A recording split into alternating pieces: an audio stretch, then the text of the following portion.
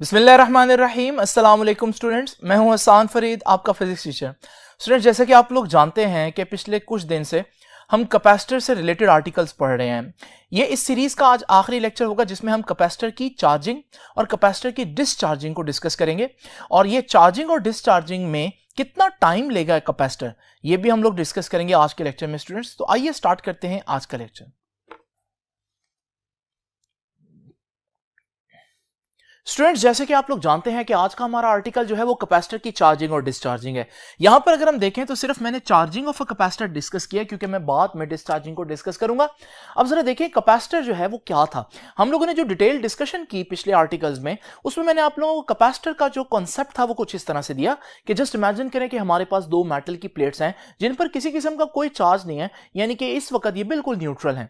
अगर हम इनके साथ एक बैटरी अटैच करें तो बैटरी का जो पॉजिटिव टर्मिनल है वो एक प्लेट से इलेक्ट्रॉन को खींचकर दूसरी प्लेट पर लेकर जमा करना शुरू कर देगा। इस प्रोसेस में आप देखेंगे कि एक प्लेट ऐसी है जिसने इलेक्ट्रॉन लूज कर दिए या उससे इलेक्ट्रॉन चले गए, यहां इलेक्ट्रॉन की शॉर्टेज की वजह से पॉजिटिव चार्ज अपीयर हो जाएगा।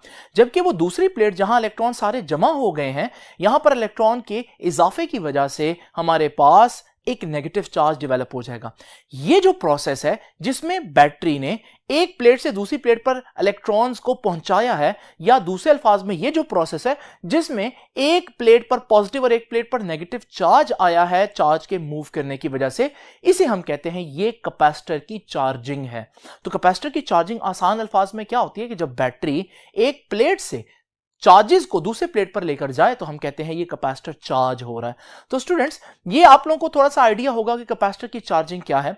अब जरा देख लेते हैं कि कैपेसिटर की डिस्चार्जिंग क्या होती है। देखिए, डिस्चार्जिंग में आप लोग क्या करेंगे, ये जो हमारे पास कैपेसिटर की प्लेट चार्ज हो चुकी हैं, ये इलेक्ट्रॉन्स पॉजिटिव प्लेट की तरफ जाना चाहते हैं, क्योंकि आप लोग जानते हैं कि इलेक्ट्रॉन जो है वो नेगेटिव चार्ज है और दूसरी प्लेट पॉजिटिव चार्ज है, तो इनके दरमियान एक अट्रैक्शन है।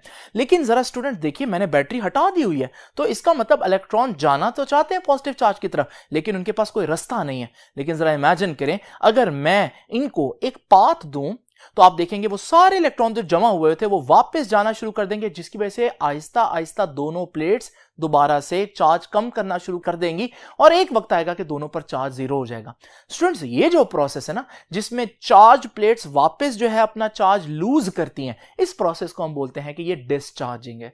तो आप लोगों ने देखा कि कैपेसिटर की चार्जिंग और डिस्चार्जिंग का क्या मतलब है, और ये मतलब मैंने आपको दो अलग-अलग डायग्राम्स में समझाया। यही काम मैं एक ही डायग्राम में भी कर सकता हूं। जरा इमेजिन करें ये वाली डायग्राम। स्टूडेंट्स, आप लोग देख रहे हैं कि इसमें हमारे पास कैपेसिटर भी लगा हुआ है और इसमें हमारे पास एक बैटरी भी अटैच है। ये आपको एक स्विच नजर आ रहा है। जरा स्टूडेंट्स आप इमेजिन करें, अगर मैं ये स्विच को इस पॉइंट से जोड़ दूं, कनेक्ट कर दूं, तो आप लोग देखेंगे कि अब बैटरी जो है वो डायरेक्ट कांटेक्ट में आ गई कैपेसिटर के साथ और ये अब इलेक्ट्रॉन को एक प्लेट से दूसरी प्लेट पर लेकर जाना शुरू कर देगी। दूसरे अल्फाज में चार्जिंग का प्रोसेस शुरू हो गया।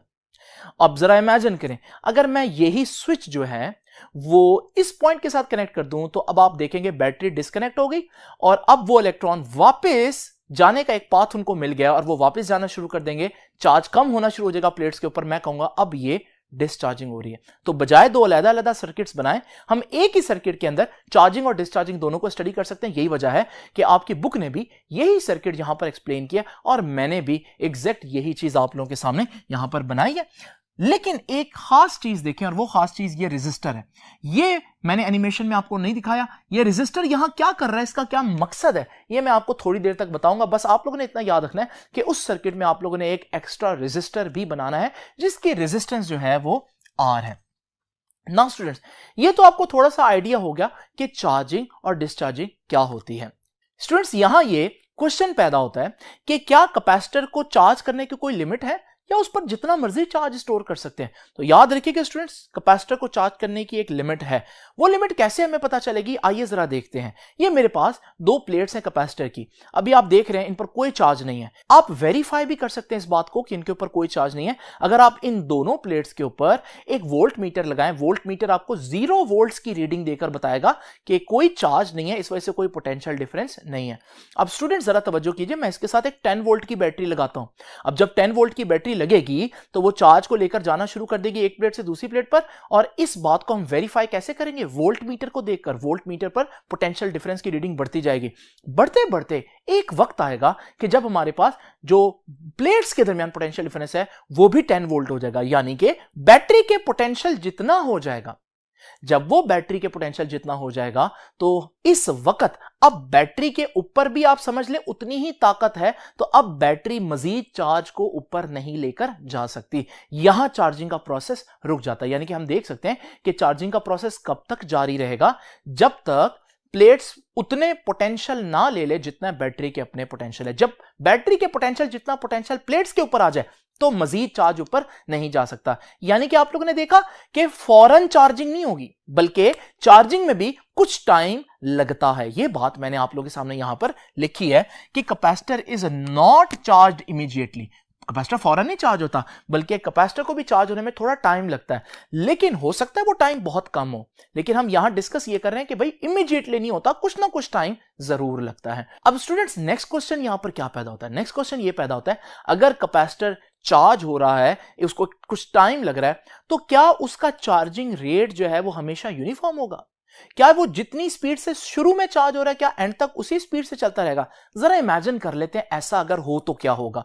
स्टूडेंट्स अगर ऐसा हो तो मैं जब बैटरी लगाऊंगा प्लेट्स के साथ तो आप देखेंगे हर सेकंड में जो बैटरी है वो एक जैसा अमाउंट ऑफ चार्ज लेकर जाएगी प्लेट्स के पास। इसे बोलेंगे कि जो रेट है चार्जिंग का वो बिल्कुल यूनिफॉर्म है। अगर ऐसा होता हो, मैं ये नहीं कह रहा ऐसा होगा, मैंने कहा जस्ट सपोज करें अगर ऐसा होता हो और मैं एक ग्राफ बनाऊं जिसमें एक तरफ चार्ज है और दूसरी तरफ टाइम है एक्स एक्सिस पर, तो फिर मैं इसी प्रोसेस को दोबारा से देखूं तो आप देख रहे हैं कि पहले सेकंड में भी उतना ही चार्ज किया, फिर दूसरे सेकंड में मजीद उतना चार्ज गया, फिर तीसरे सेकंड में मजीद उतना चार्ज गया। जब बराबर टाइम में बराबर चार्ज बढ़ेगा तो आपके पास एक स्ट्रेट लाइन आएगी। यानी कि अगर चार्ज यूनिफॉर्म तरीके से ट्रांसफर हो एक प्लेट से दूसरी प्लेट पर तो फिर हमारे पास एक स्ट्रेट लाइन आनी चाहिए। लेकिन स्टूडेंट जब हमने कैपेसिटर को स्टडी किया तो हमने देखा यह बात गलत थी। ना एक्चुअली में चार्जिंग का रेट थ्रू आउट यूनिफॉर्म रहता है और ना ही हमारे पास चार्ज और टाइम का जो ग्राफ है वो बिल्कुल स्ट्रेट लाइन आती है। हकीकत में क्या हुआ आइए जरा देखते हैं स्टूडेंट्स, इसको क्रिटिकली देखते हैं। जरा इमेजिन करें फिर से मेरे पास वही दो प्लेट्स हैं और इनके पास ये बैटरी लगी हुई है। अब जरा इमेजिन करें बैटरी चाहती है इलेक्ट्रॉन्स को उठाकर इस प्लेट पर लेकर आना और ये प्लेट अभी न्यूट्रल है, तो ये आने वाले इलेक्ट्रॉन्स को कुछ भी नहीं कहेगी क्योंकि न्यूट्रल जो है वो नेगेटिव को रिपेल थोड़ी ना करता है। इसका मतलब क्या होगा, पहले सेकंड में या पहले लम्हे में आप कह लें जो बैटरी है वो बहुत ज्यादा इलेक्ट्रॉन्स को एक प्लेट से दूसरी प्लेट पर लेकर जाने में कामयाब होगी। लेकिन जरा इमेजिन करें स्टूडेंट्स, अब सिनेरियो डिफरेंट हो चुका है। ये प्लेट अब नेगेटिव हो चुकी है। अब ये आने वाले इलेक्ट्रॉन को वेलकम नहीं करेगी बल्कि ये तो आने वाले इलेक्ट्रॉन को अपोज करेगी। इसका नतीजा क्या होगा कि नेक्स्ट मोमेंट में जो बैटरी है वो उतना चार्ज नहीं लेकर जा पाएगी जितना वो पहली दफा लेकर गई थी, बल्कि अब कम चार्ज जाएगा। तो आप लोगों ने देखा स्टूडेंट्स कि हमारे पास जो चार्ज की क्वांटिटी है दूसरे लम्हे वो कम हो गई है। और बिल्कुल इसी तरह से स्टूडेंट्स अगर आप नेक्स्ट टाइम देखेंगे तो हमारे पास क्योंकि और ज्यादा नेगेटिव चार्ज हो गया प्लेट के ऊपर तो मजीद कम चार्ज आ पाएगा नेक्स्ट टाइम प्लेट के ऊपर। और आप देखेंगे कि इसी तरह से हमारे पास जो अमाउंट ऑफ चार्ज हर लम्हा डेवलप हो रहा है वो कम से कम होता जाएगा। तो इसका मतलब हम लोगों ने क्या देखा, क्या चार्जिंग का जो रेट है वो थ्रू आउट सेम होता है? क्या हर लम्हा एक जैसा चार्जिंग का रेट होता है? नहीं स्टूडेंट्स, हमने देखा कि शुरू में बहुत तेजी से चार्ज हुआ कैपेसिटर, लेकिन फिर आहिस्ता आहिस्ता कैपेसिटर का चार्ज होना मुश्किल हो गया। इसका ग्राफ कैसा आएगा स्टूडेंट्स, जरा तवज्जो से देखिएगा। ये ब्लू लाइन को फोकस करें, रेड को भूल जाए। ये ब्लू लाइन एक कर्व है, ये चार्ज है, ये टाइम है एक्स एक्सिस में, और ये कर्व क्या बता रही है, शुरू में कर्व बड़ी तेजी से चेंज हुई। इसका मतलब है कि शुरू में चार्जिंग बड़ी तेज है। कर्व की स्लोप का कम होना बता रहा है कि आहिस्ता आहिस्ता जो हमारे पास चार्जिंग है वो स्लो डाउन हो रही है। इसका मतलब हमारे पास एक स्ट्रेट लाइन नहीं आएगी, बल्कि हमारे पास जो कैपेसिटर है उसके जो चार्जिंग का ग्राफ अगर हम बनाएं तो वो एक कर्व लाइन आएगी। और वो कर्व लाइन क्या बता रही है, वो ये बता रही है कि यहां पर चार्जिंग बड़ी तेजी से हुई है, बड़ा तेजी से कम टाइम में ज्यादा चार्ज फ्लो किया, लेकिन आहिस्ता आहिस्ता जो चार्ज की अमाउंट है जो ट्रेवल करी एक प्लेट से दूसरी प्लेट वो कम हो रही है। तो स्टूडेंट्स ये ग्राफ बड़े ही ध्यान से देख लीजिए। आप लोगों ने क्या नतीजा निकाला यहां पर कि हमारे पास जो कैपेसिटर पर चार्ज है, कैपेसिटर जो है वो इट चार्ज्ड रैपिडली, बड़ी तेजी से चार्ज होता है एट द स्टार्ट शुरू में, but charging rate slows down gradually, लेकिन आहिस्ता आहिस्ता उसके चार्ज होने का जो रेट है वो कम होता जा रहा है। स्टूडेंट्स, ये बात ना बच्चों को कंफ्यूज करती है, वो अक्सर मिक्स कर जाते हैं। मैं इसकी आसान एग्जांपल देता हूं समझने के लिए, लेकिन वो एग्जांपल एक्चुअली कैपेसिटर की नहीं है, वो मोबाइल की बैटरी की है, लेकिन आप लोगों को याद रहे इसलिए मैं ये एग्जांपल दे रहा हूं। आप लोगों ने कभी नोट किया हो कि आपका मोबाइल जब बिल्कुल डेड हो, उस पर 0% चार्ज हो, आप उसको थोड़ी देर के लिए जरा चार्जिंग पर लगाओ। थोड़ी देर के लिए चार्जिंग पर लगाते हैं तो आप थोड़ी देर के बाद भी चेक करेंगे ना, तो वो 5% या 10% चार्ज हो चुका होता है। यानी कि शुरू में 0 से 10% बड़ी तेजी से गया। लेकिन स्टूडेंट्स, आप लोगों ने एक और बात भी नोट की होगी, अगर आपने काफी देर से अपना मोबाइल चार्जिंग पर लगाया हुआ है और वो 90% चार्ज हो चुका है, तो 90 से 100% जाने में उसको बहुत ज्यादा टाइम लगता है तो ये भी 10% का फर्क, लेकिन ये हमारे पास 10% बड़ी देर से अचीव होंगे। हकीकत तो ये है कि अक्सर हम मोबाइल को 99% चार्ज पर छोड़ देते हैं क्योंकि हमें लगता है कि अब इसने मजीद 100 पर नहीं जाना। तो स्टूडेंट्स, ये बात भी आप लोग यहाँ एग्जाम्पल जहन में रखिएगा, आपको याद रहेगा कि शुरू में चार्जिंग तेज होती है और आहिस्ता आहिस्ता चार्जिंग जो है वो स्लो होती रहती है। तो ये बात मैंने आप लोगों के सामने लिख दी। अब स्टूडेंट्स, चार्जिंग में कितना टाइम लगेगा, इसके लिए हमारे पास एक क्वांटिटी है जिसे हम कहते हैं टाइम कांस्टेंट। यानी टाइम कांस्टेंट क्या बताता है, चार्जिंग में कितना टाइम लगेगा। लेकिन यहां एक मिस्टेक है जो बच्चे करते हैं। हमारे लिए चार्जिंग की डेफिनेशन क्या है, हम क्या कहते हैं, कब चार्ज होगा कैपेसिटर, जब उसमें 100% चार्ज स्टोर हो चुका हो, जितना मैक्सिमम हो सकता है वो सारा का सारा स्टोर हो चुका हो। लेकिन टाइम कांस्टेंट की डेफिनेशन जो है वो 100% नहीं बल्कि 63% पर है। यानी कि 63% को याद रखिएगा, 0.63 भी कह सकते हैं। क्यों भला, क्योंकि 63% परसेंट का मतलब क्या होता है, 100 में से, तो 100 में से जब आप 63 देखोगे तो ये 0.63 भी बनता है। बहरहाल कहने का मकसद क्या है, आमतौर पर मैं अगर आपसे पूछता, अगर मैं ना बताऊं अभी कॉन्सेप्ट और मैं आपसे पूछता टाइम कांस्टेंट क्या होता है, आप कहेंगे वो टाइम जिसमें कैपेसिटर 100% चार्ज हो जाए। यानी कि ये हमारी असल डेफिनेशन है। अगर एक कैपेसिटर, मैं आपको बताता हूं, ये capacitor maximum 100 coulomb charge store कर सकता है, बताओ इसका टाइम कांस्टेंट कितना होगा। तो आप कैसे निकालेंगे टाइम कांस्टेंट, आप इसको बैटरी अटैच करेंगे। अब जैसे जैसे बैटरी अटैच करेंगे इसमें चार्ज की अमाउंट बढ़ती जाएगी, आप साथ साथ टाइम नोट कर रहे हैं, और जब इस पे 100 कूलम जो मैक्सिमम चार्ज है, इसे बोलते हैं इक्विलिब्रियम चार्ज, ये स्टोर हो जाएगा, उस वक्त आप स्टॉप वॉच को रोकेंगे और आप देखेंगे सर ये इसका टाइम कांस्टेंट है।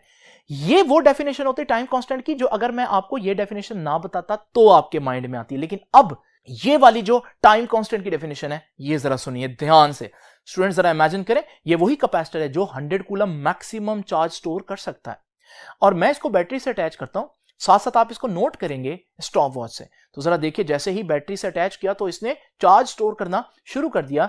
जैसे ही ये 63 कूलम चार्ज स्टोर कर ले, जो कि टोटल चार्ज का 63% अभी इसने स्टोर किया, आपने स्टॉप वॉच रोक देनी और आपने वहां से टाइम देखना है। ये जो टाइम है ये टाइम कांस्टेंट है।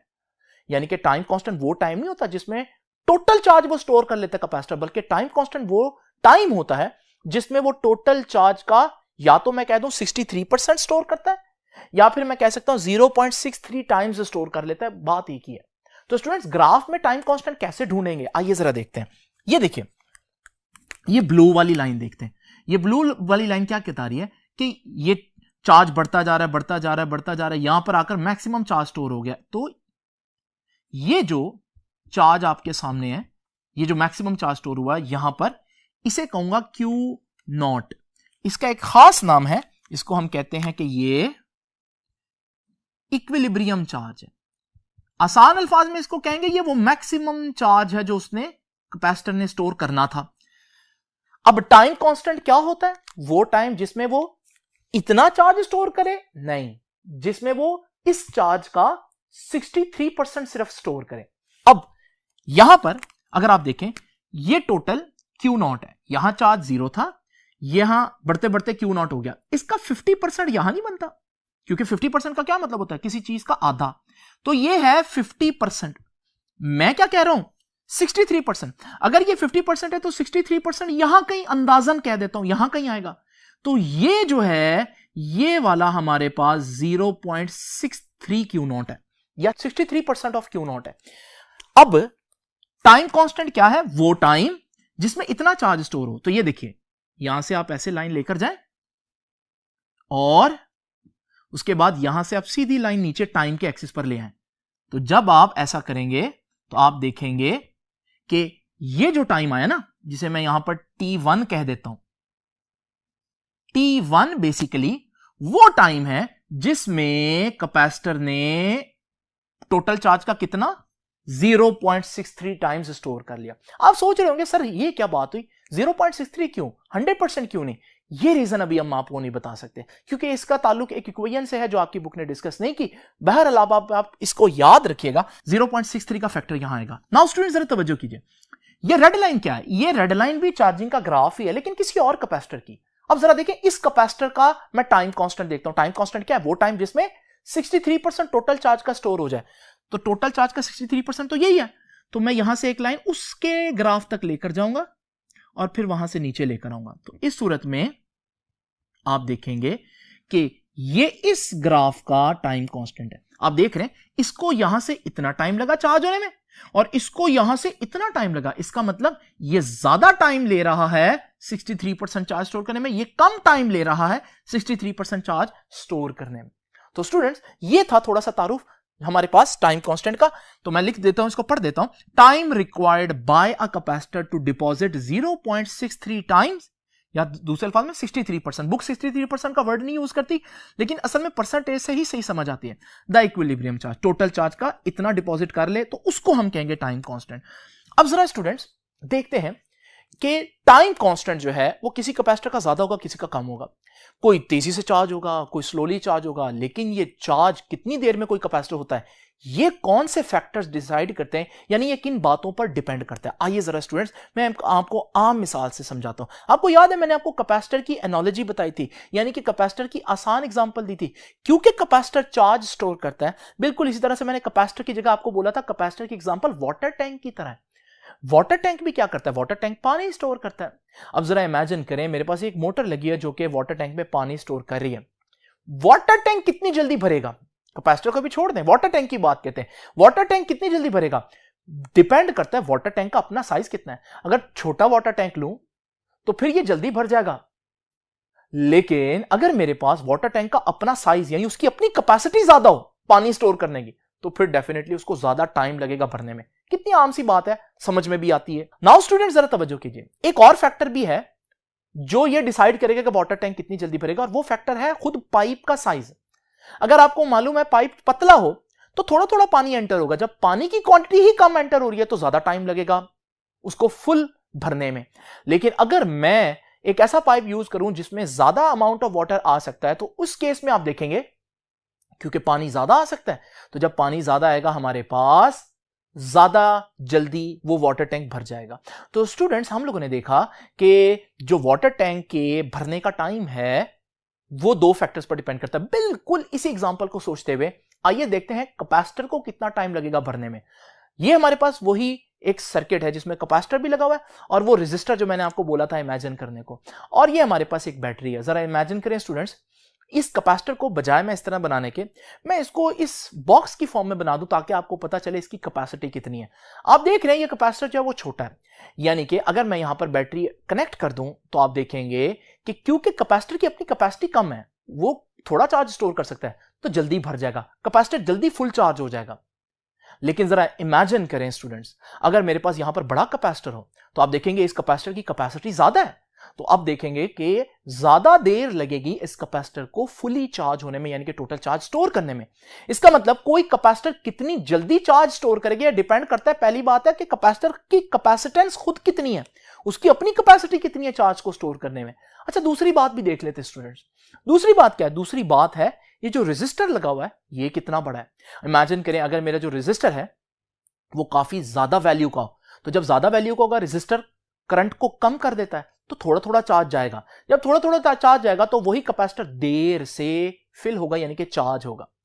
लेकिन जरा इमेजिन करें स्टूडेंट्स, अगर मैं यहां पर छोटी रेजिस्टेंस लगा दूं तो रेजिस्टेंस जो है वो करंट को रोकती है। छोटी रेजिस्टेंस होगी, करंट नहीं रुकेगा, ज्यादा करंट जाएगा, ज्यादा चार्ज जाएगा, ज्यादा चार्ज जाएगा तो ये कैपेसिटर जल्दी भर जाएगा। इसका मतलब यहां से भी हम लोगों ने सीखा कि कैपेसिटर कितनी देर में चार्ज होता है डिपेंड करता है दो फैक्टर्स पर, और वो दो फैक्टर्स क्या हैं? कैपेसिटर की अपनी कैपेसिटेंस कितनी है और कैपेसिटर की साथ जो रेजिस्टेंस लगी हुई है वो कितनी है, ये जो मैंने अभी आपको एग्जांपल में समझाया। तो आई होप कि एग्जांपल आपको समझ में आ गई होगी। अब जरा देखें, यहां से मैं टाइम कांस्टेंट की एक नई डेफिनेशन आपके सामने लेकर आता हूं। तो टाइम कांस्टेंट यानी कि कैपेसिटर के चार्ज होने का टाइम दो बातों पर डिपेंड कर रहा है। तो मैं कहता हूं टाइम कांस्टेंट उन्हीं दो का प्रोडक्ट है। तो टाइम कांस्टेंट किसके बराबर होता है?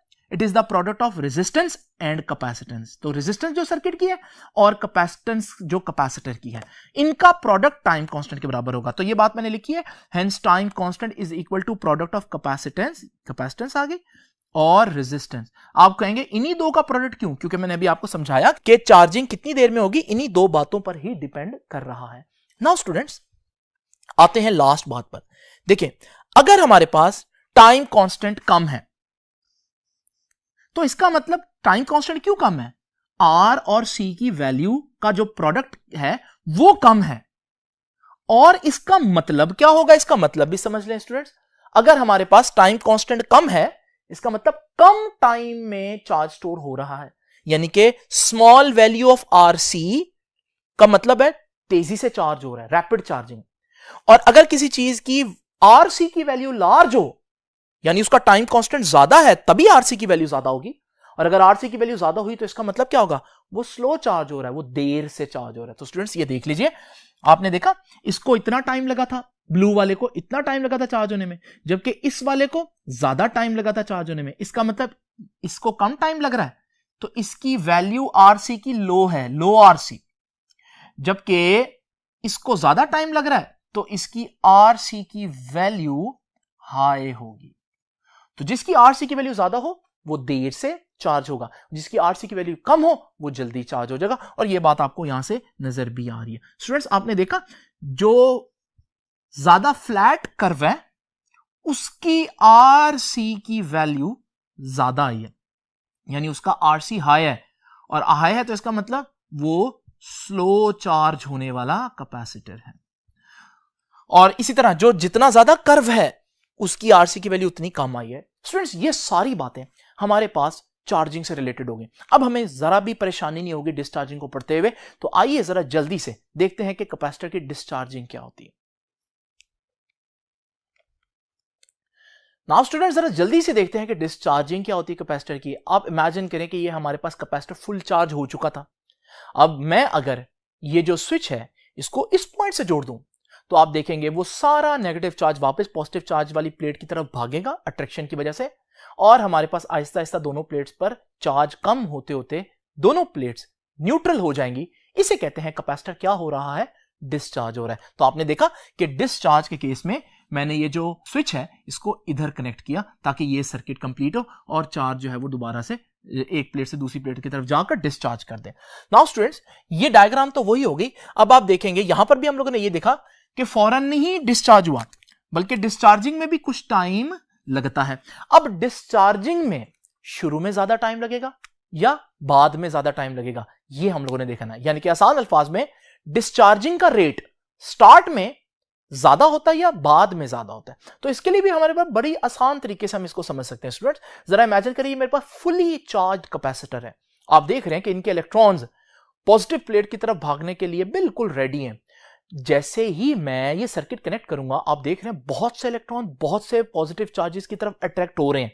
अट्रैक्शन बहुत स्ट्रांग है, पोटेंशियल डिफरेंस बहुत ज्यादा है, जिसकी वजह से पहले लम्हे बहुत से इलेक्ट्रॉन्स दूसरी प्लेट पर जाकर उनको न्यूट्रल कर देंगे। यानी कि आपने देखा बहुत सा डिस्चार्ज हुआ है पहले लम्हे। लेकिन अब जरा देखें, बाकी इलेक्ट्रॉन्स कम रह गए प्लेट के ऊपर और पॉजिटिव चार्जेस भी कम रह गए। इसका नतीजा क्या होगा? अब वो अट्रैक्शन नहीं है जो पहले थी। अट्रैक्शन है लेकिन उतनी स्ट्रांग नहीं है, तो अगले लम्हे भी चार्ज जाएगा लेकिन उतना चार्ज नहीं जाएगा, तो अगले लम्हे जो डिस्चार्ज होगा वो कम होगा। और फिर इसी तरह से क्योंकि चार्जेस और कम हो गए तो उनके एक दूसरे की तरफ जाने की जो ख्वाहिश है वो भी कम हो गई है। इस सूरत में आप देखेंगे कि मजीद चार्ज कम फ्लो करेगा। और आप लोग देख रहे हैं, ये क्लियर है कि डिस्चार्जिंग भी आहिस्ता आहिस्ता स्लो हो रही है। यानी कि डिस्चार्जिंग भी शुरू में तेज होती है, डिस्चार्जिंग भी शुरू में रैपिड होती है at the start, but discharging slows down gradually. तो ये दोनों बातें चार्जिंग में भी ऐसे ही थी। इसको भी याद रखने के लिए आप मोबाइल वाली एग्जांपल ले सकते हैं। तो आप लोगों ने देखा होगा, जैसे ही आपने मोबाइल को अपना चार्ज कर लिया 100%, आप उसको थोड़ी देर यूज करते हैं तो उसकी चार्जिंग 100 से 90 पर आ जाती है। यानी ये जो डिस्चार्जिंग के पहले 10% थे, बड़ी तेजी से डिस्चार्ज हुए। लेकिन जरा इमेजिन करें, आपका जो मोबाइल है वो 10% पर है और लो बैटरी है। आप देखेंगे ये वाला 10% जो है, ये मोबाइल अच्छा खासा निकाल जाता है, और इवन अक्सर 1-2% रह जाए तो वो काफी टाइम निकाल जाता है।